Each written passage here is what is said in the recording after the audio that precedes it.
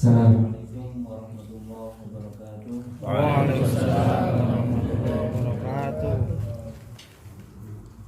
Alhamdulillahirabbil alamin. Wassalatu wassalamu ala asyrofil anbiya'i wal mursalin sayyidina Muhammadin wa ala alihi wa sahbihi. Amma ba'd. Subhanallah.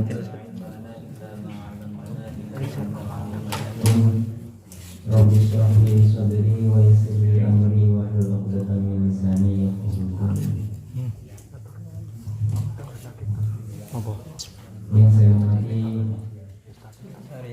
Ustaz Saifuddin, yang saya hormati Amir Masjid Sayyidina Bilal serta seluruh jajaran pengurusannya, para asatidz sekalian, jemaah sekalian, para hadirin yang dimuliakan Allah Subhanahu wa taala. Amin. Kita bersyukur kepada Allah Subhanahu wa taala yang pada kesempatan sore hari ini Allah mengumpulkan kita di tempat yang mulia karena tujuan yang mulia dan untuk mengkaji sebuah tema yang mulia, karena yang kita kaji adalah sosok manusia yang mulia yang dimulia-muliakan oleh yang maha mulia, yaitu Allah Subhanahu wa taala. Mudah-mudahan kita semuanya yang hadir di sini pun akan mendapatkan kemuliaan. Amin ya Allah. Dari Hadratul Nabi sallallahu alaihi wasallam. Amin. Salawat dan salam semoga tetap terlimpahkan kepada baginda Rasulullah sallallahu alaihi wasallam. Mudah-mudahan kita selalu diberikan kekuatan untuk bisa istiqomah menjalankan ajaran-ajaran beliau, yang tentunya kita juga mengharap syafaatnya di yaumul qiyamah, dan berdoa kepada Allah Subhanahu wa taala mudah-mudahan nantinya kita bisa berkumpul bersama beliau di surga Firdaus. Amin ya rabbal alamin. Jemaah sekalian yang dimuliakan Allah Subhanahu wa taala,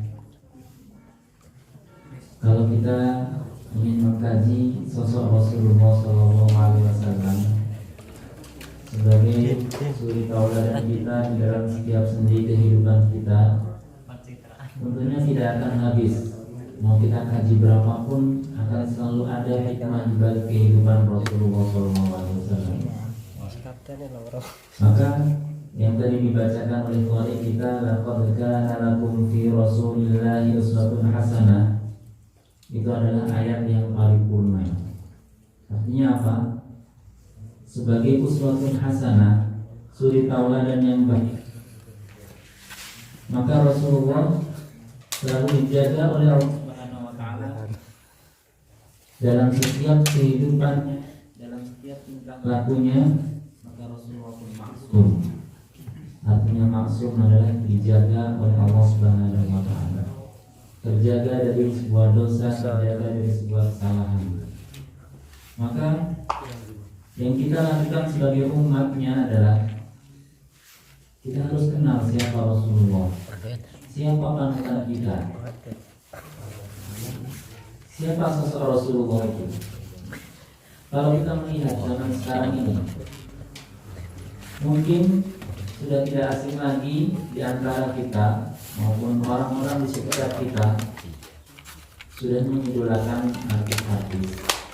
Ada yang mengidolakan artis Korea, K-pop dan sebagainya. Ada yang mengidolakan artis siapapun itu, sepak bola, artis sepak bola, artis tinju ada. Ya. Artinya apa?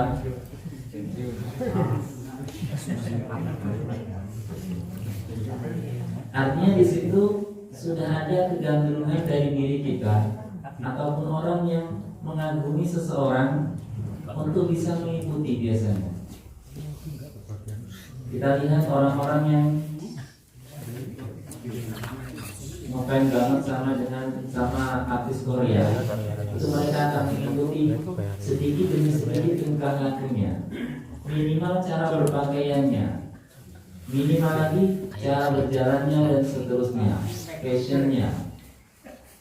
Bahkan kalau kita lihat di Jakarta itu, kalau ada sedang konser itu orang anak-anak muda itu banyak, remaja-remaja itu histeris sekali, nangis, bahkan nangis kayak orang nggak tahu. Kita mungkin membayangkannya kayak orang kesurupan, nangis melihat orang yang digandrunginya, melihat orang yang dibanggakannya.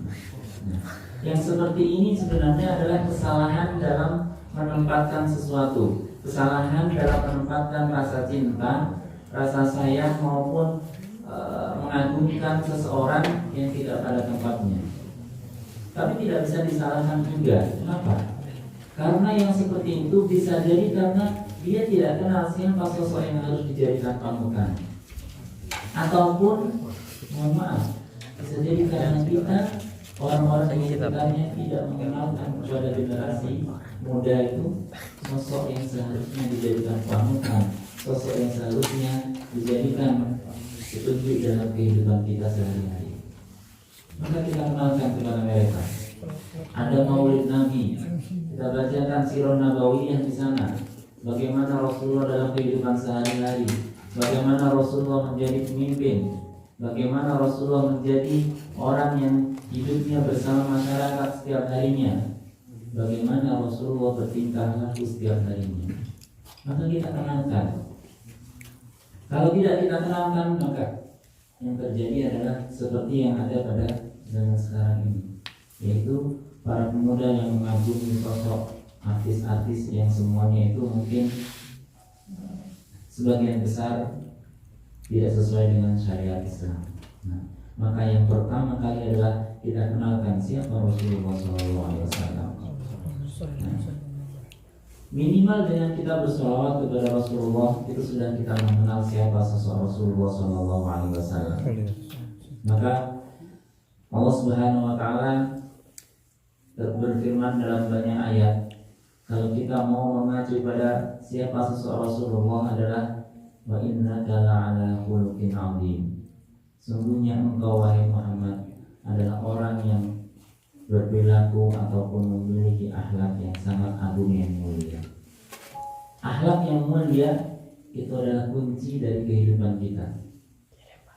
Pintar apapun manusia, sehebat apapun dia, tinggi apapun ilmu yang dimilikinya, jabatan yang diembannya, kalau tidak memiliki akhlak, dia akan terhina seperti terhinanya binatang yang ada di dunia ini. Nah, kenapa? Karena akhlak adalah kunci dalam kehidupan kita. Bahkan beribadah pun kalau tidak dibarengi dengan akhlak, itu juga akan menggeser nilai-nilai ibadah yang tadinya adalah nilai bagus bergeser pada nilai yang tercela dan bahkan bisa berujung pada nilai dosa karena ibadah tanpa dasar ilmu dan akhlak. Mau dibilang menjadi. Maka kita kenalkan siapa Rasulullah SAW. Wah, terlalu jauh kalau kita berpikir. Kita kan manusia. Sedangkan Rasulullah Nabi, Rasulullah utusan Allah, sangat jauh kalau kita mau meniru pada baginda Rasulullah SAW. Memang sangat jauh. Tapi yang namanya contoh suri tauladan itu justru seharusnya yang lebih baik, yang bagus itu kita lakukan, kita jadikan contoh. Nggak mungkin kita mencontoh seseorang yang tingkatannya sama dengan kita. Maka kita harus mencontoh orang yang sangat lebih baik lagi, orang yang lebih baik tingkatannya, orang yang lebih baik akhlaknya. Itu justru sebagai contoh buat kita semuanya dalam kehidupan kita. Bagaimana Rasulullah beribadah, bagaimana Rasulullah menjalani kehidupan sehari-hari. Maka pernah suatu ketika Rasulullah SAW didatangi oleh tiga orang pemuda karena sangat menginginkan bagaimana kehidupan Rasulullah sehari-hari, ingin mengetahui bagaimana Rasulullah dalam kehidupannya baik beribadah maupun bermuamalah, bermuasyarah dengan istri maupun dengan keluarganya. Maka tiga orang ini selalu memperhatikan tingkah laku Rasulullah. Setelah diperhatikan sehari, 2 hari, 3 hari seterusnya, kemudian tiga orang ini masing-masing menyimpulkan. Orang pertama mengatakan, saya setelah melihat Rasulullah begitu hebatnya sholatnya, maka mulai saat ini saya tidak akan tidur malam. Saya akan sholat setiap malam karena ingin menyantau sosok Rasulullah, ingin mengikuti Rasulullah. Orang yang kedua menyimpulkan juga, mulai saat ini saya akan berpuasa terus menerus karena ingin mengikuti Rasulullah, ingin membandingi, maksudnya ingin mengikuti pahala besar, pahala yang dilakukan oleh Rasulullah SAW. Saya akan berpuasa terus menerus. Dan orang yang ketiga menyimpulkan, mulai saat ini saya berniat tidak akan menikah. Saya ingin menjomblo selamanya. Ini berat.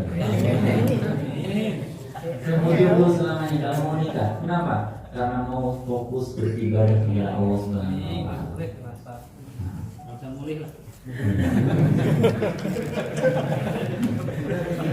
Berat memang. Ya. Kan tetapi bagaimana kesimpulan tiga orang ini setelah Rasulullah melihat dan mendengarkannya secara langsung? Maka Rasulullah pun menyampaikan, wahai kalian bertiga yang sudah punya niatan dan punya kesimpulan yang berbeda-beda tentang kehidupan saya sehari-hari, jangan seperti itu, kata Rasulullah. Aman. Jangan seperti itu. Saya orang yang dijamin oleh Allah masuk surga, orang yang dijamin oleh Allah untuk dibersihkan dosa-dosanya.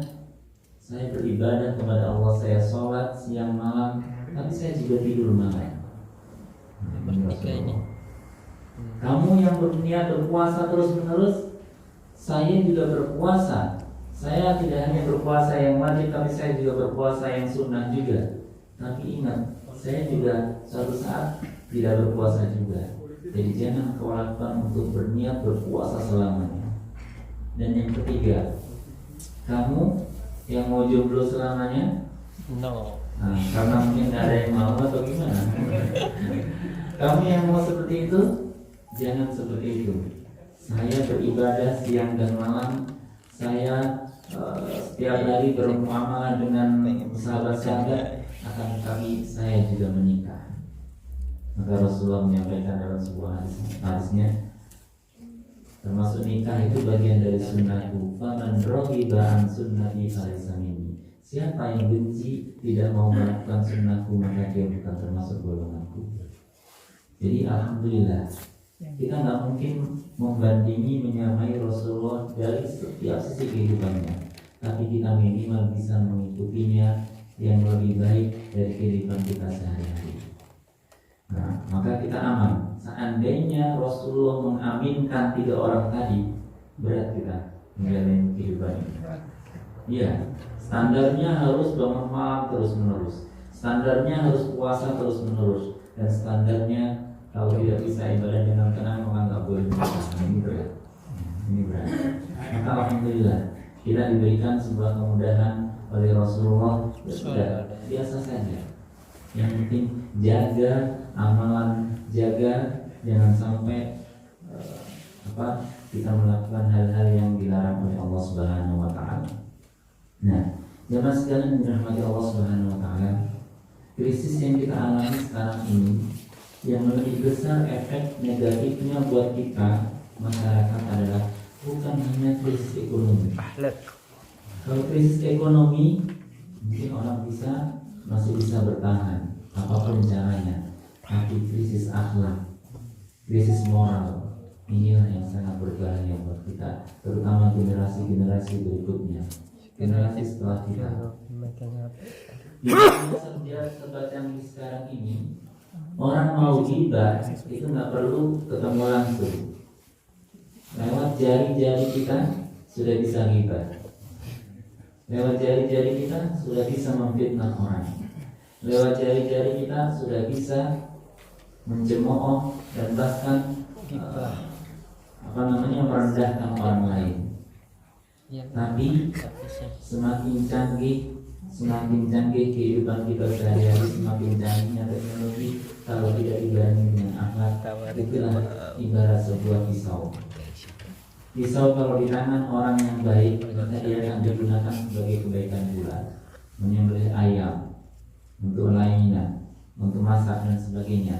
Tapi kalau pisau di tangan orang-orang yang buruk, orang yang tidak punya akhlak, itu akan menjadi sebuah kemadaratan dan kerusakan di muka bumi.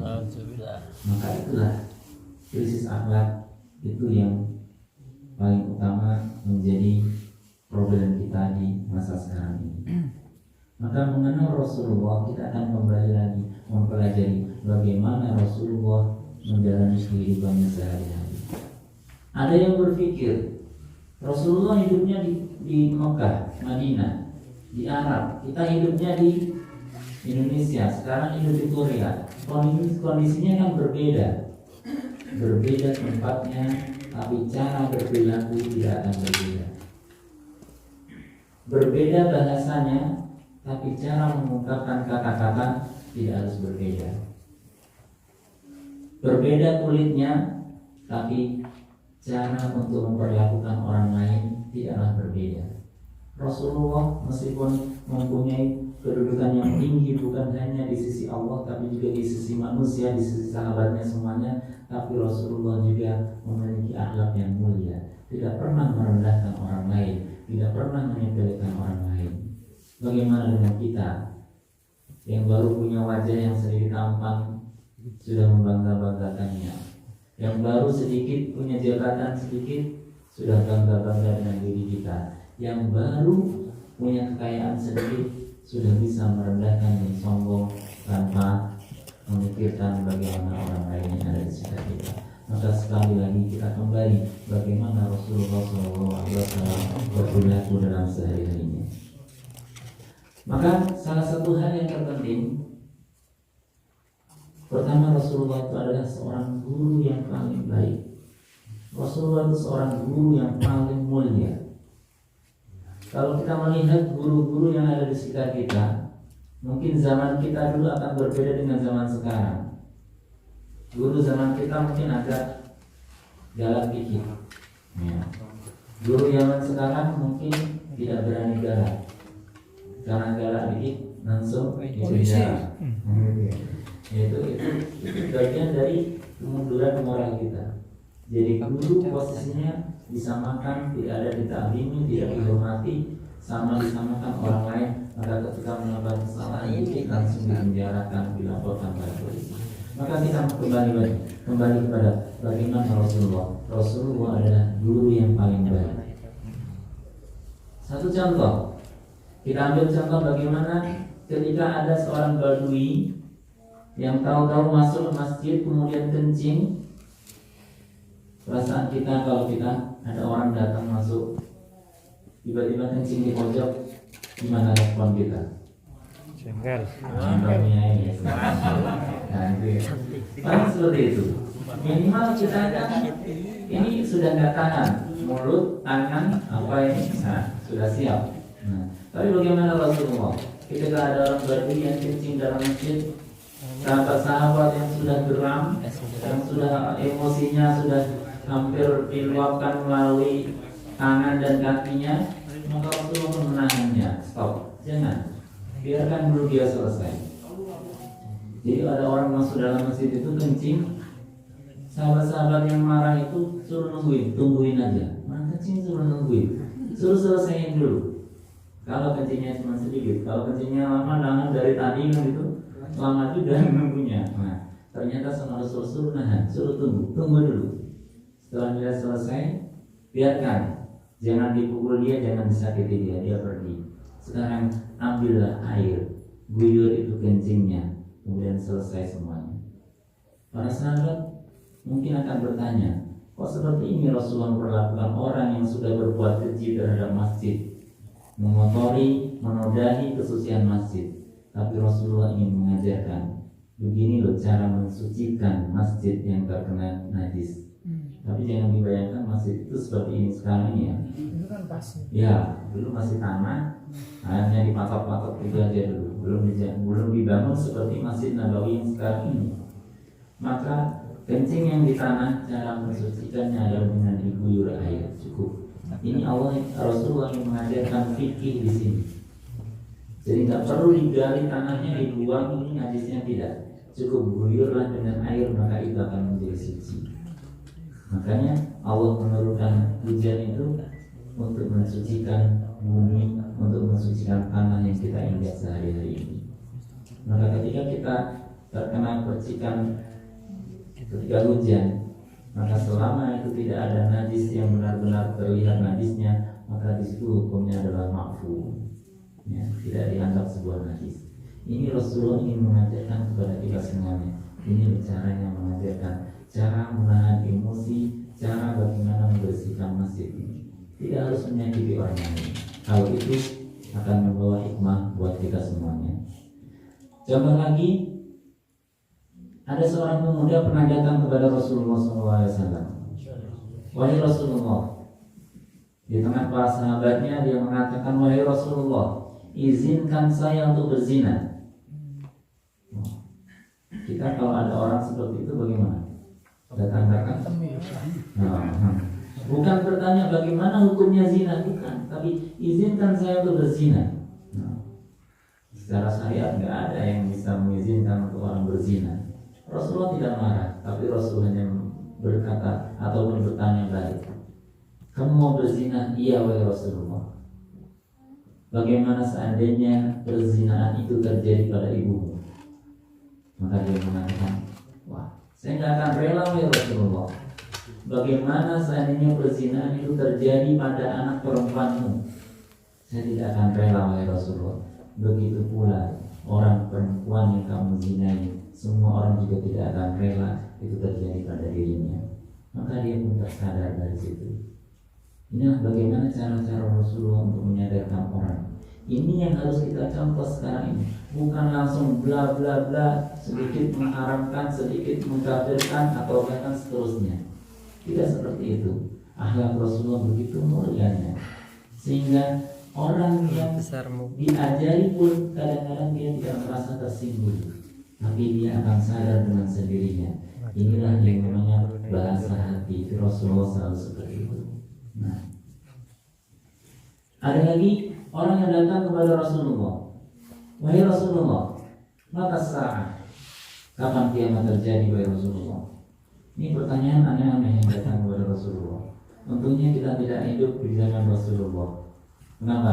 Kalau hidup zaman Rasulullah, aneh juga aneh-aneh. Tapi alhamdulillah juga orang yang hidup di zaman Rasulullah. Kenapa? Kalau hidup di zaman Rasulullah, kita akan jadi sahabat. Masya Allah. Tapi jangan salah juga, yang hidup di zaman Rasulullah tidak semuanya sahabat. Ada Abu Jahal, ada Abu Lahab. Nah, Bercanda. maka disyukuri kita hidup di zaman sekarang ini. Syukur saja, alhamdulillah. Ada orang yang bertanya kepada Rasulullah, ya Rasulullah, maka saat kapan kiamat itu terjadi? Maka Rasulullah pun menyampaikan, bertanya balik, kamu udah siap nanya-nanya kiamat? Kok kayaknya kamu sudah siap dengan pahala yang segitu banyaknya, dengan kebaikan yang segudang kebaikan, sehingga kamu bertanya tentang kiamat? Maka pemuda tadi mengatakan, tidak wahai Rasulullah, saya tidak punya persiapan yang cukup, saya juga tidak punya pahala yang banyak. Lalu apa persiapannya? Persiapan saya menghadapi kiamat hanya saya cinta kepadamu dan cinta kepada Allah Subhanahu wa Ta'ala. Saya hanya cinta padamu wahai Rasulullah, saya cinta pada Allah dan Rasulullah. Maka apa kata Rasulullah? Kecintaanmu kepada Rasulullah, kecintaanmu kepada Allah akan memasukkan kamu pada surga Allah Subhanahu wa Ta'ala. Allah. Bagaimana Rasulullah menyadarkan orang? Ini yang kadang-kadang alpa di tengah masyarakat kita sekarang ini. Kita merujuknya bagaimana Rasulullah menyampaikan semua itu. Nah, satu ketika Rasulullah pernah juga, Rasulullah adalah orang yang sangat bijaksana, yang tidak pernah menyalahkan orang lain sebelum mengetahui kejadiannya secara pasti dan klarifikasi akan hal itu. Suatu ketika kita ambil contoh orang yang tidak langsung dilihat oleh Rasulullah. Ada orang yang lapor kepada Rasulullah, wahai Rasulullah, ada orang yang ketika sholat dia jadi imam, selalu surat andalan yang dibaca adalah Qul Allah, Al-Ikhlas. Kayaknya sama dengan kita ya. Kita juga andalannya Qul ini. karena memang. Tapi pokoknya surat apapun yang dibaca di awal dengan kulhu, habis kulhu baca ayat lain, habis kulhu baca yang lain. Ini sampai jamaahnya protes. Kok dikit-dikit kulhu terus? Nah, apa nggak ada surat yang lain? Dia mengatakan, saya mau jadi imam, ya seperti ini, saya akan baca kulhu. Kalau nggak mau, saya jadi imam, saya akan keluar nggak jadi imam, terserah. Ternyata mau ngutungi imamnya. Pokoknya maunya kulhu. Kalau nggak mau ya sudah, nggak mau saya imamin, pokoknya terserah. Ya udah ambil imam yang lain, seperti itu. Akhirnya apa? Mereka berpikir jamaahnya karena orang yang paling layak jadi imam ya cuma beliau. Akhirnya mengadu pada Rasulullah si fulan itu. Ketika sholat selalu bacanya kulhu terus kulhu sampai kita bosan. Akhirnya apa? Rasulullah tidak menyalahkan orang yang jadi imam tersebut. Tetapi Rasulullah pun menyampaikan, coba tanya, kenapa dia seperti itu? Ini proses klarifikasi. Ini penting dalam kehidupan kita. Kalau menghadapi masalah, menghadapi sebuah isu, jangan tergesa-gesa langsung menjustifikasi, menghakimi dia salah, dia sesat, dia seperti ini. Klarifikasi terlebih dahulu. Maka orang tadi pun bertanya kepada imam tadi, kenapa Anda selalu baca dulu? Dia menjawabnya, karena saya sangat sayang, saya sangat mengagumi surat Al-Ikhlas, karena di dalamnya ada tentang ajaran-ajaran tauhid yang sangat tinggi, mengajarkan qul huwallahu ahad, Allahus samad, lam yalid walam yulad walam yakul lahu kufuwan ahad. Maka apa? Setelah diadukan lagi kepada Rasulullah pun menyampaikan, maka kecintaannya kepada ayat-ayat dalam surat Al-Ikhlas itu akan memasukkannya ke dalam surga Allah Subhanahu wa taala. Seperti ini.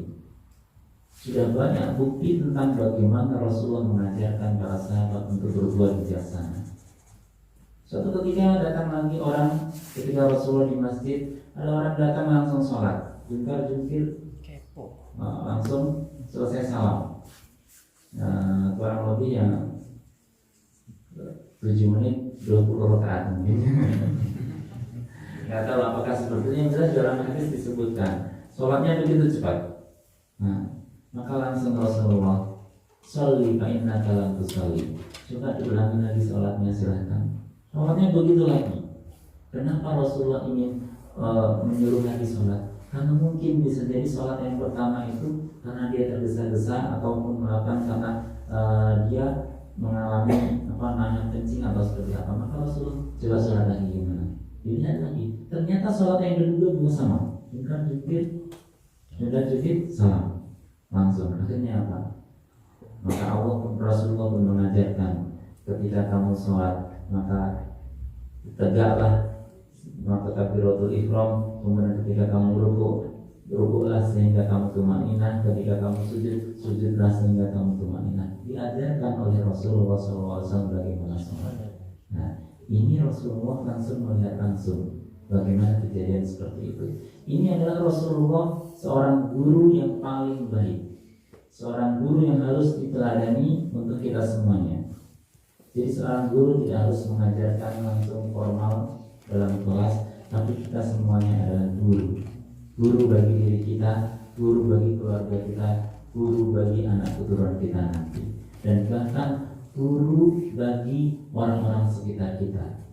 Karena ketika kita orang lain melihat kita baik dan kebaikan itu dilakukan oleh orang lain, maka orang lain itu adalah belajar kepada kita.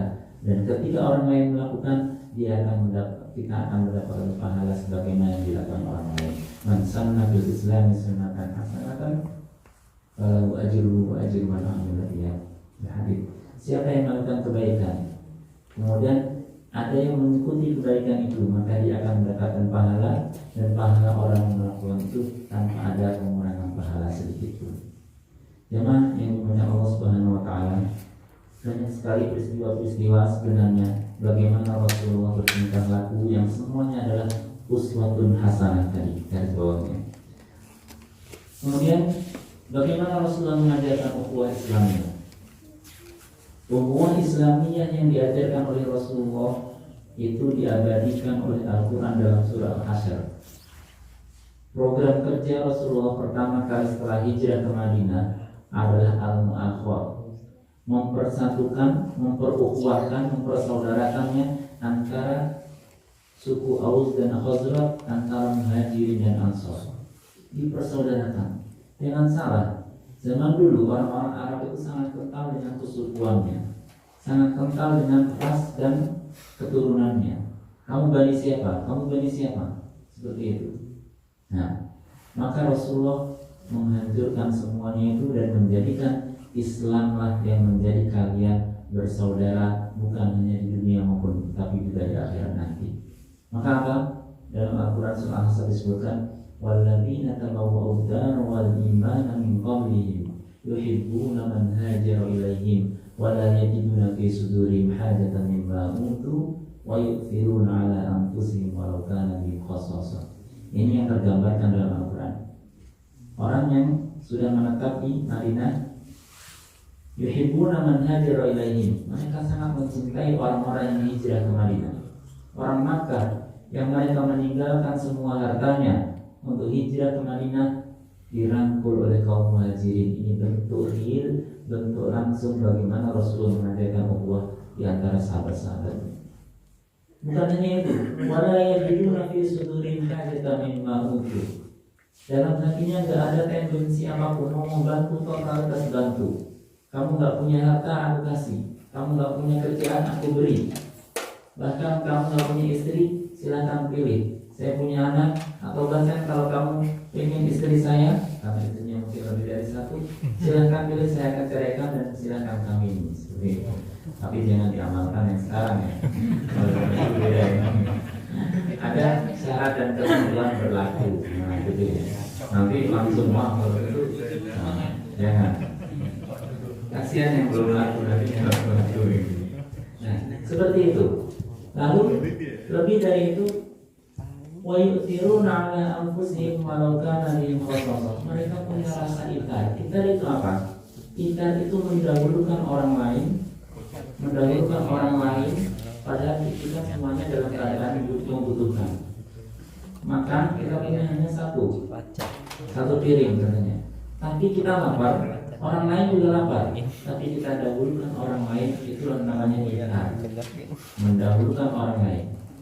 Makanya al-itharu fil ibadah haram. Tapi itar mendahulukan orang dalam ibadah itu nggak boleh. Dalam ibadah apa? Fastabiqul khairat, cepat-cepatan. Jangan dibalik. Dalam ibadah itar. Kamu aja duluan. Masih jam 1 belum makan. Kamu aja duluan, nah gitu. Ya seperti itu. Tapi dalam masalah makanan, fastabiqul khairat. Nah, beda ya. Jangan terbalik, itu terbalik. Dalam ibadah fastabiqul khairat, tapi dalam masalah yang lainnya al-itar, itu yang ditarikkan. Wala yajiduna fi sudurihim hajatan mimma utu wa yu'thiruna 'ala anfusihim wa kana bihim khassasah. Dan ayat berikutnya, inilah yang persaudaraan yang tidak hanya dunia. Walladzina ja'u min ba'dihim yaquluna rabbana ighfir lana wa li ikhwanina alladziina sabaquna bil iman. Orang-orang yang datang generasi berikutnya pun mereka mengatakan rabbana ighfir lana, ya Allah ampuni kami. Wa li ikhwanina alladziina sabaquna bil iman, dan orang-orang yang telah mendahului kami. Inilah bukan hanya di dunia saja, tapi juga di akhirat kita juga dianjurkan untuk mendoakan orang-orang yang mendahului kita.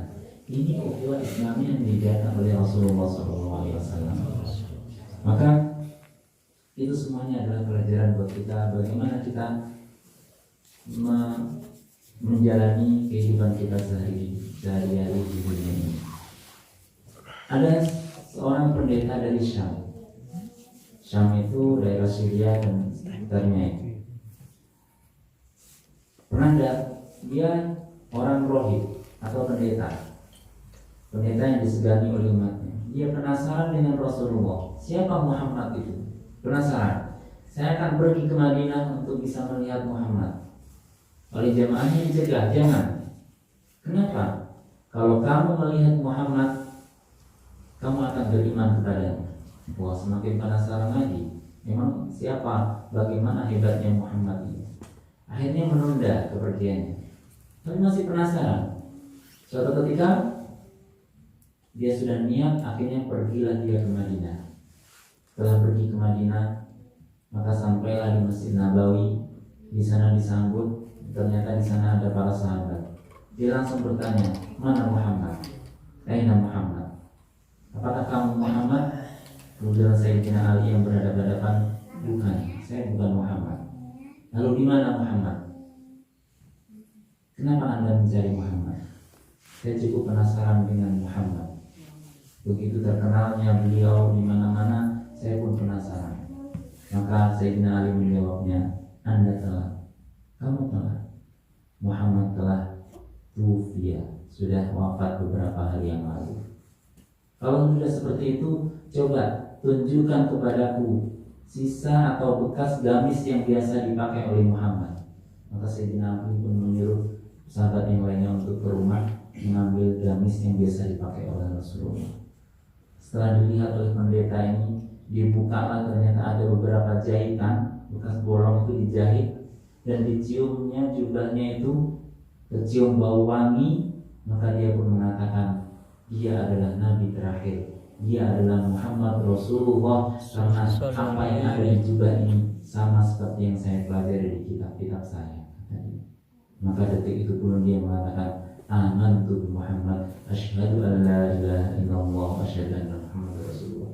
Dia pun beriman dan masuk Islam seketika itu pula.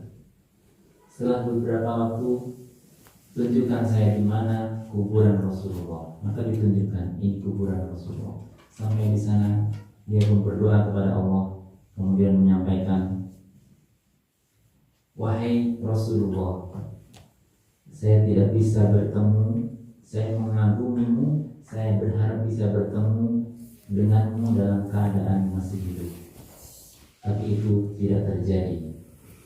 Maka detik ini pula saya menginginkan dan saya berdoa dengan kepada Allah Subhanahu wa taala agar saya dipertemukan denganmu dalam keadaan yang sudah wafat.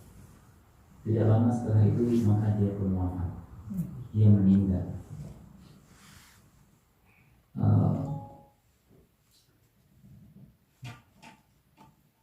Makanya di Al-Barzanji ada akrimil arwah minna bilqa'i khairil anami. Ya Allah, muliakanlah ruh kami untuk bisa bertemu dengan Rasulullah SAW. Salam Nabi kita semuanya bisa kumpulkan bersama Rasulullah. Kejadian yang belum lama ini terjadi, Mufti Syria yang meninggal itu, beliau meninggal syahid karena mobil yang dia tumpangi meledak, dipasangin bom oleh orang-orang yang tidak bertanggung jawab. Detik sebelum beliau wafat itu pernah misi di sebuah masjid. Dia dengan menggebu-gebu mengatakan, karena ini seorang yang selalu mengkampanyekan perdamaian di Suriah yang sampai saat ini belum dilakukan. Dia mengatakan, saya tidak takut sama apapun. Semuanya tujuan saya hanya ingin bertemu Rasulullah SAW. Dan bahkan ceramahnya mengatakan, ya Allah, kalau memang engkau ambil, silahkan ambil nyawaku asalkan bisa bertemu dengan Rasulullah SAW. Ternyata beliau di perjalanan mobilnya meledak. Allah yarham, menjadi syahid. Mengikuti sang guru Ramadan Al-Buti yang juga seperti itu, yang korban di dalam masjid di bom itu. Allahumma sholli wa sallim ala sayyidina. Itu sebenarnya masih banyak lagi cerita bagaimana kita mengikuti Rasulullah melalui sirah Rasulullah, cerita-cerita yang ada dalam diri Rasulullah dalam kehidupan kita sehari-hari. Lalu bagaimana kita sebagai umat yang sudah akhir zaman seperti ini, maka jangan pernah memutuskan cinta kita kepada Rasulullah SAW. Kenapa? Karena Rasulullah cinta juga kepada kita, cinta juga kepada umatnya yang jauh generasinya melebihi sahabat tabi'in dan seterusnya, termasuk kita ini. Maka dalam suatu ketika, dalam sebuah momen Rasulullah pun bersama sahabat mengatakan, Aku rindu pada saudara-saudaraku, kata Rasulullah. Aku rindu pada saudara-saudaraku. Sahabat pun bertanya, wahai Rasulullah, bukankah kami ini saudara-saudaramu, wahai Rasulullah? Tidak. Kalian adalah ashabi, kalian adalah sahabat-sahabatku. Yang aku rindukan adalah alladzina yu'minuna bi wa lam yaruni. Orang-orang yang tidak pernah melihatku, tapi mereka beriman kepadaku. Mudah-mudahan kita semuanya termasuk golongan yang dirindukan oleh Rasulullah SAW, sehingga kita nantinya bisa berkumpul bersama beliau, bersama para siddiqin, wasyuhada, wasyuhadiin. Mudah-mudahan kita semuanya selalu menjadikan Rasulullah orang yang kita banggakan, menjadikan Rasulullah guru yang kita agungkan, bukan hanya mengagungkan melalui lisan kita, tapi juga kita agungkan dengan meniru, menjadikannya uswah dalam setiap kehidupan kita sehari-hari. Mudah-mudahan ini ada manfaatnya. Mohon maaf karena waktunya sudah agak malam. Mudah-mudahan bisa kita lanjutkan atau kita sambung dengan silaturahim yang nantinya akan kita lanjutkan. Mudah-mudahan kita semuanya diberikan umur panjang. Bisa bersilaturahim kembali. Kurang lebihnya mohon maaf apa yang saya sampaikan. Kalau kurang berkenan atau ada kata-kata yang tidak berkenan, mohon dimaafkan. Usikum wa nafsi bitaqwallah. Wassalamualaikum warahmatullahi wabarakatuh. Waalaikumsalam warahmatullahi wabarakatuh. Kita berdoa mudah-mudahan majelis ini selalu membawa keberkahan buat kita semuanya. Kita semuanya yang hadir menjadi umat yang dibanggakan oleh Rasulullah SAW. Al-Fatihah.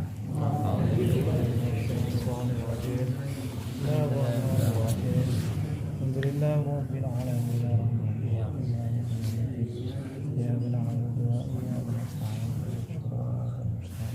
Alhamdulillah rabbil alamin.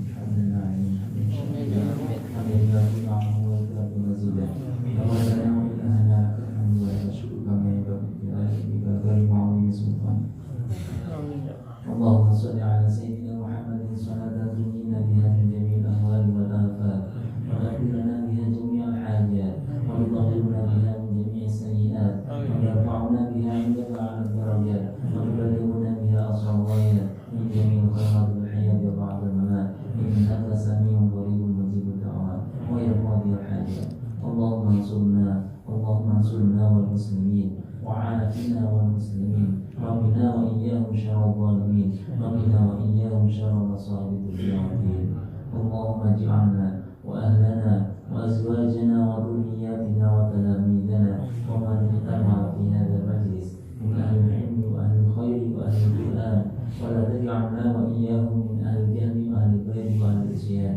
ربنا هب لنا من أزواجنا وذرياتنا قرة أعين واجعلنا للمتقين إماما. اللهم إنا نستغفرك ونستغفرك أدياننا وأنفسنا وأهلنا وأموالنا وكل شيء أعطيتنا يا أرحم الراحمين، ونجعلك وإياهم في كنفك وأمانك وحفظك من كل شيطان مريد وجبار عنيد ومن كل عين ومن كل بغي ومن كل ذي شر إنك على كل شيء قدير. ربنا آتنا في الدنيا حسنة وفي الآخرة حسنة وقنا عذاب النار. صلى الله على سيدنا محمد وعلى آله وصحبه وبارك وسلم. سبحان ربك رب العزة عما يصفون وسلام على المرسلين والحمد لله رب العالمين. الفاتحة.